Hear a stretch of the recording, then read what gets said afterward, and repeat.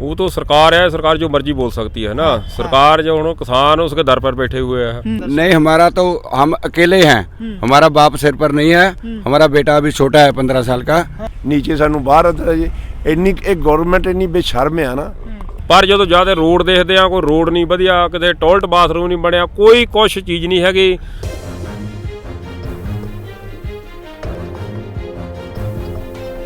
Sir आपका नाम?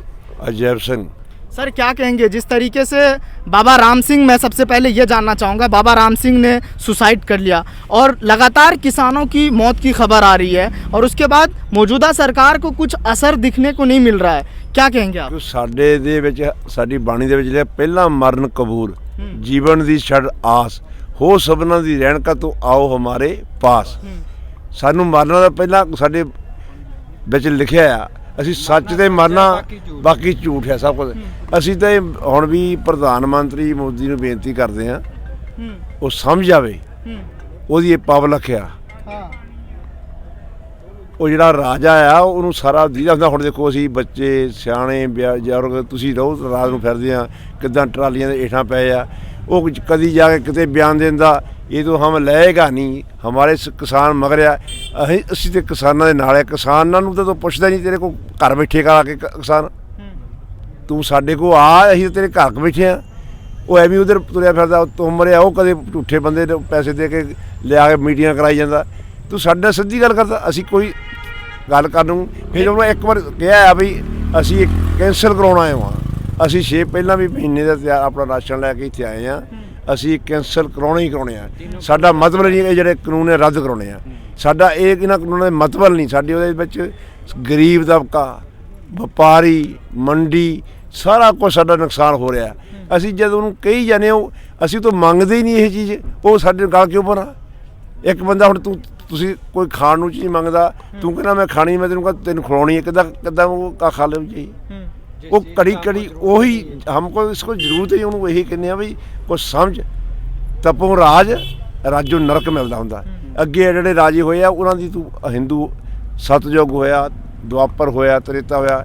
ਸਾਡੇ ਬਾਣੀ 'ਚ ਲਿਖਿਆ ਆ ਸਤਯੁਗ ਤੈ ਮਾਣਿਓ ਛੱਲਿਓ, ਬਲ ਬਾਵਨ ਪਾਇਓ, ਤ੍ਰੇਤੇ ਤੈ ਮਾਣਿਓ ਰਾਮ ਰਗਵੰਸ਼ ਕਹਾਇਓ, ਦੁਆਪਰ ਕ੍ਰਿਸ਼ਨ ਮਰਾਰ ਕੰਸ ਕਰਤਾਰਥ ਕੀਓ, ਉਗਰ ਸੈਨ ਕੋ ਰਾਜ ਅਵੇ ਭਗਤੋ ਜਨ। ਉਹਨੇ ਆਪਣਾ ਮਾਮਾ ਮਾਰਿਆ, ਉਹ ਜ਼ੁਲਮ ਕਰਦਾ ਸੀ, ਫਿਰ ਆਪਣੇ ਨਾਨੇ ਨੂੰ ਰਾਜ ਦਿੱਤਾ। ਇਹ ਜਿਹੜਾ ਹੁਣ ਕਲਯੁੱਗ ਆ, ਕਲਯੁੱਗ ਪ੍ਰਮਾਣ ਬਾਬਾ ਨਾਨਕ ਜੀ ਨੂੰ ਪ੍ਰਮਾਣ, ਕਲਯੁੱਗ ਪ੍ਰਮਾਣ ਨਾਨਕ ਗੁਰੂ ਅੰਗਦ ਅਮਰ ਕਹਾਇਓ, ਸ੍ਰੀ ਗੁਰੂ ਰਾਜ ਅਬ ਚਲ ਅਟਲ ਆਦ ਪੁਰਖ। ਅਕਾਲ ਪੁਰਖ ਨੇ ਸਾਨੂੰ ਰਾਜ ਮਿਲਿਆ ਆ। ਹੁਣ ਸਾਡੇ ਕੈਨੇਡਾ ਚਲ ਜਾਓ, ਸੱਜਣ ਸਿੰਘ ਹੋਮ ਮਿਨਿਸਟਰ ਬਣਿਆ ਆ। ਇੱਥੇ ਸਾਡੇ ਇੰਗਲੈਂਡ 'ਚ ਬੜੇ ਬੜੇ ਉਹ MP ਬਣੇ ਵਾ।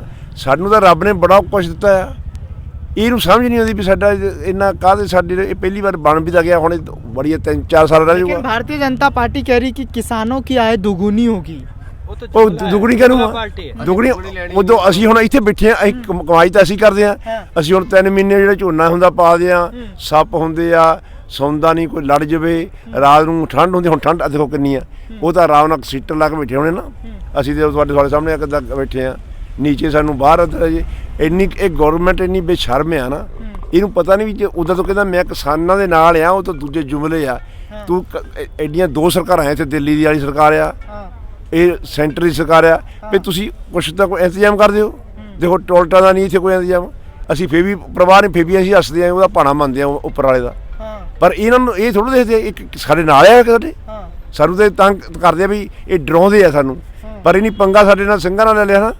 ਅੱਗੇ ਨੂੰ 2-3 ਦੇ ਚਾਂਸ ਚੰਗੇ ਲੱਗ ਗਏ, ਉਹ ਕਸ਼ਮੀਰ ਦਾ ਲੱਗ ਗਿਆ, ਫਿਰ ਉਹਨੇ ਨੋਟਾਂ ਦਾ ਲੱਗ ਗਿਆ। ਇਹਨੇ ਕਿਹਾ ਵੀ ਹੁਣ ਇਹ ਸਿੰਘਾਂ ਨੂੰ ਵੀ ਇਹਨੂੰ ਭੁਲੇਖੇ 'ਚ ਪੈ ਗਿਆ ਥੋੜ੍ਹਾ ਜਿਹਾ, ਇਹਨੂੰ ਜਿਹੜਾ ਭੁਲੇਖਾ ਹੋਇਆ ਇਹਦਾ ਨਿਕਲ ਜਾਣਾ। ਹੁਣ ਉੱਦਾਂ ਹੀ ਬਿਆਨ ਦਈਏ ਇਹਦਾ ਕਿਹੜੇ ਹਿਸਾਬ ਨਾਲ ਦਿੰਦਾ ਹੁਣ ਵੀ ਤੂੰ ਸਿੱਧਾ ਆ ਕੇ ਗੱਲ ਕਰ ਵੀ ਜਦ ਤੈਨੂੰ ਇੱਕ ਵਾਰ ਕਹਿ ਤਾ ਹੁਣ ਅੱਜ ਫਿਰ चिट्ठी ਕੱਢਤੀ, ਉਹ चिट्ठी ਦਾ फायदा ਕੀ है? कोई फायदा नहीं है। हमारे साथ कुछ और लोग हैं, उनसे भी जानने की कोशिश कर रहे हैं कि वो उनको किस तरह से देखते हैं। नरेंद्र सिंह तोमर कृषि मंत्री, जिन्होंने 8 पन्ने के पेज में उन्होंने साफ तौर पे कहा है कि जो MSP है वो किसानों को दी जाएगी जो पहले दिया जाता था, और उसके बाद जो मालिकाना हक है वो भी मिलेगा। अब किस बात का डर है आप लोगों में कि ये जो कानून को जो मतलब किस बात का डर है इस कानून में? इस कानून का सानू डर है ਅਸੀਂ ਜਿਹੜਾ ਇਹ ਕਾਨੂੰਨ ਇਹਨੇ ਬਣਾਏ ਆ ਉਹ ਅਸੀਂ ਇਹ ਨਹੀਂ ਸਾਨੂੰ ਮਨਜ਼ੂਰ ਹੈਗੇ। ਠੀਕ ਹੈ, ਜੋ ਵੀ ਇਹ ਸਭ ਕੁਝ कहता है सब कुछ ਇਹਦਾ ਝੂਠ ਆ। ਇਹ ਜੋ ਮਨ ਕੀ ਬਾਤ ਵੀ ਆਪਣੀ ਕਰਦਾ ਨਾ, ਇਹ ਵੀ ਇਹਦਾ ਜਿਹੜਾ ਮਨ ਆ ਉਹ ਵੀ ਅਸੀਂ ਝੂਠ ਮੰਨਦੇ ਆ। ਸਾਨੂੰ ਇਹਦੇ ਜਿਹੜੇ ਕਹਿੰਦਾ ਇਹ ਕਿਸਾਨਾਂ ਦੇ ਹੱਕ 'ਚ ਆ, ਇਹਦਾ ਫਾਇਦਾ ਕਰਨਾ, ਅਸੀਂ ਉਹ ਫਾਇਦਾ ਇਹਦਾ ਲੈਣਾ ਨਹੀਂ ਹੈਗਾ। ਜੋ ਸਾਡੇ ਕਾਨੂੰਨ ਤਿੰਨੇ ਹੀ ਕਾਨੂੰਨ ਆ, ਜੋ ਮਰਜ਼ੀ ਹੋ ਜਾਵੇ ਅਸੀਂ ਇਹ ਰੱਦ ਕਰਾ ਕੇ ਫੇਰ ਮੁੜਾਂਗੇ, ਅਸੀਂ ਜਿੱਤ ਕੇ ਮੁੜਾਂਗੇ, ਉੱਦਾਂ ਨਹੀਂ ਮੁੜਨ ਵਾਲੇ ਅਸੀਂ। ਜੋ ਮਰਜ਼ੀ ਇਹਦੇ ਜਿਹੜੇ ਭੁਲੇਖੇ ਖਰਿਆ ਇਹ ਕਹਿੰਦਾ ਸੀ ਇੱਕ ਆਉਣਗੇ ਖਰਿਆ ਉਹ ਬਹਿ ਬੂ ਕੇ ਚੱਲ ਜਾਣਗੇ, ਅਸੀਂ ਉਸ ਕੰਮ ਬਹਿਣ ਨਹੀਂ ਆਏ, ਅਸੀਂ ये रद्द करा के मुड़ांगे। लेकिन कुछ बातचीत के बाद भी तो कोई मसले का हल नहीं दिख रहा है। आखिर ऐसे कब तक बैठे रहेंगे, ट्रॉली में सोते रहेंगे, किस तरह ऐसे कब तक चलेगा आप लोगों को? जब तक कोई नहीं मानता उत्ते ही बैठे रहांगे। जिन्ना टाइम सानू मर्जी बैठना पवे ਅਸੀਂ ਇੱਥੇ ਹੀ ਬੈਠਾਂਗੇ। ਉੱਦਾਂ ਅਸੀਂ ਜਾਣ ਵਾਲੇ ਨਹੀਂ ਹੈਗੇ। ਜੋ ਇਹਦੇ ਅੰਦਰ ਭੁਲੇਖੇ ਆ ਉਹ ਆਪਣੇ ਦੂਰ ਕਰ ਲਵੇ, ਅਸੀਂ ਇੱਥੇ ਹੀ ਰਵਾਂਗੇ, ਰੱਦ ਕਰਾ ਕੇ ਮੁੜਾਂਗੇ। बीजेपी के सांसद है गुरदासपुर से सनी देवल, वो भी कहते हैं कि ये किसानों के हित में कानून है। ਉਹ ਇਹਦਾ ਝੂਠਾ ਆ, ਇਹਦਾ ਸਿਰੇ ਦਾ ਝੂਠਾ ਬੰਦਾ ਆ। ਇਹਦਾ ਤੁਸੀਂ ਯਕੀਨ ਕਰਦੇ ਆ? ਅਸੀਂ ਨਹੀਂ ਇਹਦਾ ਕਰਦੇ। ਜੋ ਇਹ 2.5 ਕਿਲੋ ਦਾ ਹੱਥ ਵੀ ਕਹਿੰਦਾ ਸੀ, ਇਹਦਾ ਤਾਂ ਅੱਧਾ ਪਾਈਆ ਵੀ ਨਹੀਂ ਹੈਗਾ। ਅਸੀਂ ਨਹੀਂ ਇਹਨੂੰ ਮੰਨਦੇ। ਇਹਦਾ ਝੂਠ ਬੋਲੀ ਜਾਂਦਾ, ਬੰਬੇ ਦੇ ਵਿੱਚ ਬੈਠਾ ਆ। ਇਹ ਆਇਆ ਇੱਥੇ, ਇਹਦਾ ਉੱਤੇ ਇਹਨੂੰ ਪਤਾ ਹੀ ਨਹੀਂ। ਇਹਦੇ ਕਦੇ ਇਹਨੂੰ ਪਤਾ ਜ਼ਮੀਨ ਦਾ ਕਿੰਨੇ ਕਨਾਲ ਦੀ ਹੈਗੀ ਕਿੰਨੇ ਦੀ ਨਹੀਂ। ਉਹ ਬੈਠਾ ਫਿਲਮੀ ਐਕਟਰ ਆ, ਉਹਨੂੰ ਕੁਝ ਨਹੀਂ ਪਤਾ। ਉਹ ਝੂਠ ਬੋਲਦਾ, ਜੋ ਵੀ ਉਹ ਬੋਲਦਾ बोली जाने, ਅਸੀਂ ਉਹਦੀ परवाह नहीं करते, जो मर्जी कही चले। आपका नाम मैं आपसे जानना चाहूँगा, आप कितने दिन से यहाँ पे प्रदर्शन कर रहे हैं? हमारा नाम पवित्र सिंह टेंक बीके दुबाबा। हम इधर 27 तारीख से आए हैं। 25 को पंजाब से चाले पाए, 27 तारीख को इधर पहुँचे। पूरे परिवार आए या फिर आप अकेले आए प्रदर्शन? नहीं, हमारा तो हम अकेले हैं। हमारा बाप सिर पर नहीं है, हमारा बेटा अभी छोटा है 15 साल का। हम अकेले हैं, हम इधर आए हैं, पहले दिन से इधर ही हैं। अभी तक हम पंजाब भी लौटे नहीं हैं, इधर ही हैं उस दिन के।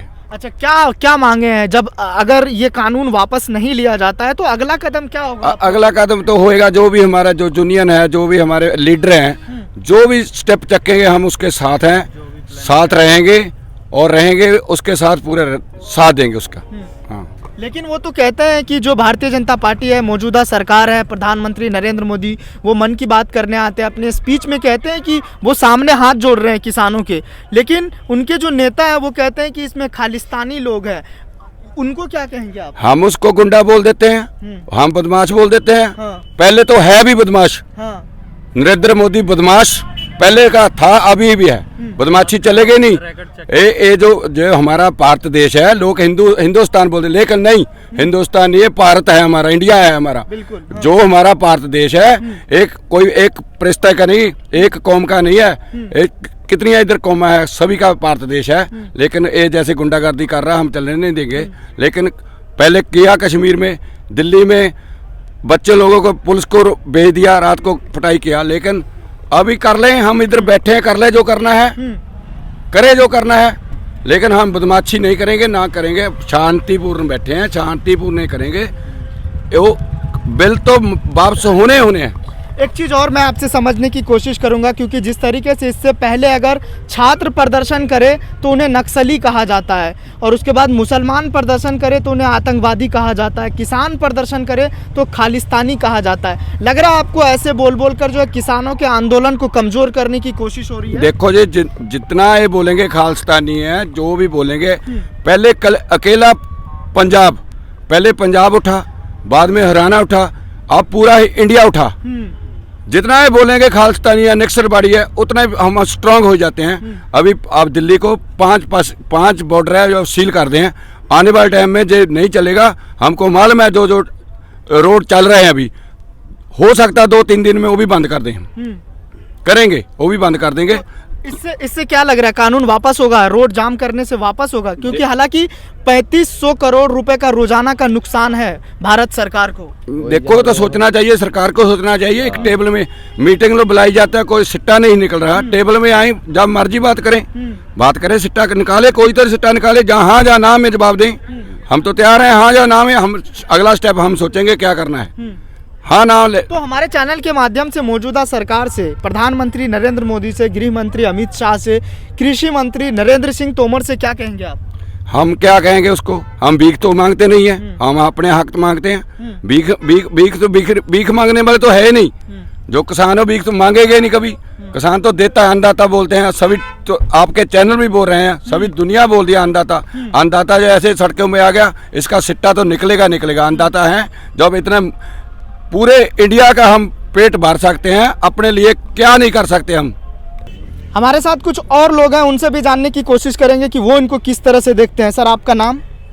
ਮੇਰਾ ਨਾਮ ਰਣਧੀਰ ਸਿੰਘ, ਪਿੰਡ ਰੁੜਕੀ, ਜ਼ਿਲ੍ਹਾ ਜਲੰਧਰ ਜੀ, ਭਾਰਤੀ ਕਿਸਾਨ ਯੂਨੀਅਨ ਕਾਦੀਆਂ। सर, मैं आपसे जानना चाहूँगा और समझने की कोशिश करूँगा जो इस वक्त हमें देख रहे हैं, क्योंकि लगातार सवाल उठता रहा है कि किसानों को जो है विपक्ष भड़का रही है। इस बात में कितनी सच्चाई है? वो तो सरकार है, सरकार जो मर्जी बोल सकती है ना। सरकार जो उन्होंने किसान उसके दर पर बैठे हुए हैं। वो जहाँ किसान को छोड़ करके 400 किलोमीटर 500 किलोमीटर आगे जाता है, उसमें इसको कितनी अकल है। हाँ। ये एक बंदा घर पे आया हुआ, तो आप हमारे घर पे आए हैं, हम आपके तो साथ बात नहीं करते, दूसरे बंदे के साथ बात करने के लिए जाता है। हमको अक्लमंद ही थोड़ा है। हम अपनी 400-500 किलोमीटर घर छोड़ के, न्याणा सब परिवार को छोड़ के जहीं बैठे हैं। कोई दुख तकलीफ है तभी बैठा है ना। किसी को चाह थोड़ी होता है इतनी ठंड में अपना घर बार सारा कुछ छोड़ के सड़क पे लुटना है। इसने जितना जब की सरकार होंद में आई है, इसने झूठ बोलने के सिवाय कुछ नहीं किया। स्वच्छ भारत इधर हरियाणा के लोग बहुत अच्छे हैं, उसकी हम जितनी तारीफ हो वो कम है। पर जो ज़्यादा रोड देखते हैं, कोई रोड नहीं बढ़िया, कितने टॉयलेट बाथरूम नहीं बनया, कोई कुछ चीज़ नहीं हैगी। सिर्फ एक किया कागजों में स्वच्छ भारत है, नोटबंदी किया। बाबा रामदेव भी बोलता था जो पेट्रोल 60 रुपये लीटर है, आपको 35 रुपये लीटर मिलेगा। सब झूठ बोला। अब 80-85 रुपये लीटर तेल हो गया। ये दूसरी चीज़ भी है, कोई भी चीज़ बोली, नोटबंदी किया, बहुत जी महंगाई कम हो जाएगा, ऐसे हो जाएगा। आप सबको मालूम है कि जी 10 रुपये वाली चीज़ थी वो 20 रुपये में बिकने लगे। कोई भी चीज़ का इसलिए इस तरह कानून बनाए इसने। और कागजों में बोली जाता किसानों के लिए बहुत अच्छे है, बहुत अच्छे। वो तो बाद में पता लगेगा ना अच्छे है कि क्या अच्छे है। हमने एक यूपी के किसान के साथ बात किया तो वो बोलता बासमती हमने 1200 रुपये क्वांटल में बेची है, तो जद कि पंजाब में वही बासमती 34 रुपये क्वांटल बिकता है। तो ये ਜਿਹੜੇ ਉੱਥੇ ਕਾਨੂੰਨ ਆ वो लोग ਜਿਹੜਾ 1200 रुपये क्वांटल बेचता वो अपना परिवार बच्चे कैसे पालेगा। उसके ज़मीन हमारे से ज़्यादा है। वो हमारे पंजाब में आके नौकरी करते 5-6 हज़ार ਨੂੰ, क्योंकि ਉਹਨਾਂ ਦਾ ਘਰ ਪੂਰਾ ਨਹੀਂ ਹੁੰਦਾ। हर एक बंदे ਦੀਆਂ ਲੋੜਾਂ ਆ। कभी ये दसदे किसान चंगे कपड़े क्यों पाਉਂਦਾ, कभी बोलते हैं किसान का रहन सहन बहुत अच्छा। इसको तो बहुत चाहिए, क्योंकि लगातार इस बात का इल्जाम लगा है किसानों पर कि वो जीन्स पहन के आ रहे हैं प्रदर्शन में, वो कुर्ता पजामा पहन के आ रहे हैं। तो इसको लेकर क्या कहेंगे आप? इसको क्या कहना है? देखो बोलो जो प्रधानमंत्री है देश में ठीक है, सत्कारयोग है सभी साढ़े बंदे। पर इनको जो ना आप तो 10 लाख का कहते वो वर्दी सूट पहनते हैं, जो दूसरे का 500 वाला भी इसको बड़ी तकलीफ होती है। हाँ, वो भूखा मरे, रोटी ऐसी अच्छी रोटी क्यों खाता है? क्योंकि हम भी भारत के वसनीक है ना। ये आपको सुख सहूलत चाहिए, हीटर भी चाहिए, गर्मी में AC भी चाहिए, तो दूसरे बंदे को भी चाहिए सब कुछ है ना। ऐसे तो नहीं काम चलेगा। भाई हम एक बंदा 50 लाख की गाड़ी में घूमे, दूसरा बंदा साइकिल पे तुरा फिरे ना। बिल्कुल सही कह रहे हैं। वो काम नहीं चलेगा है ना। हम मेहनत करते हैं, कोई हर काम बंदा तनदेही ना करता, काले करता, अपने सुख लिए करते हैं। पर ये सरकारां दे काम तो जून सकती, दूसरे पासे को लोगों को भड़काते हैं। कभी बोलते हैं जो सरदार बंदा आता है तो ये खालिस्तानी है, ये कामरेड माइंडेड का आएगा बोलेगा ये माओवादी है, नक्सलाइट है।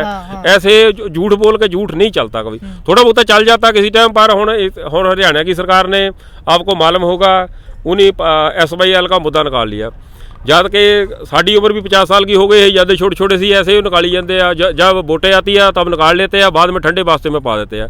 ऐसे ही पंजाब में दूसरी सरकार आती है, वो चंडीगढ़ का निकाल लेते हैं।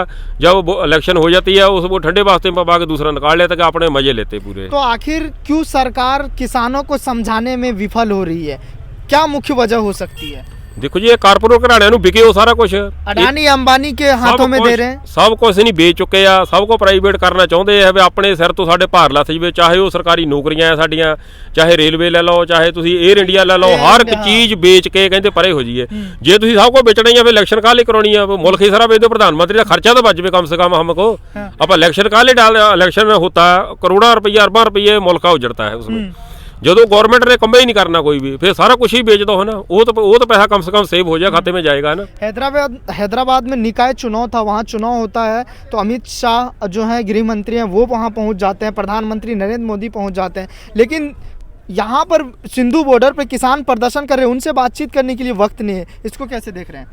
ਇਹ ਤਾਂ ਦੇਖੋ ਜੀ ਫਿਰ ਇਲੈਕਸ਼ਨ ਜਾता है उसको समझाते हैं और तरह तरह के सब जवाब खाते हैं बहनों भाइयों ऐसे करके लोगों ने भाषण सुना बहुत अच्छा लगता थी।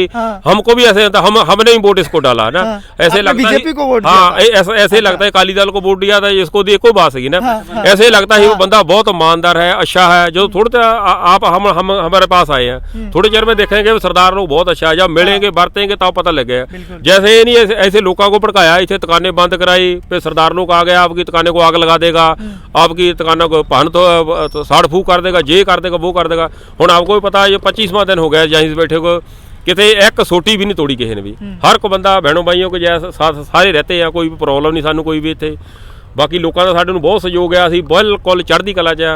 वैसे अपने मीडिया वालों का धन्नवाद करते जिहड़ी साडी आवाज़ नूं एड्डी दूर तक लैके जाने आ क्योंकि जिहड़ा इंटरनेशनल मीडिया वो सब को बिक चुका है इस टाइम सानू सारा कुछ ही पता है वो हरेक खबर बनाता उसको उल्टी करके दिखाता जाए जाके।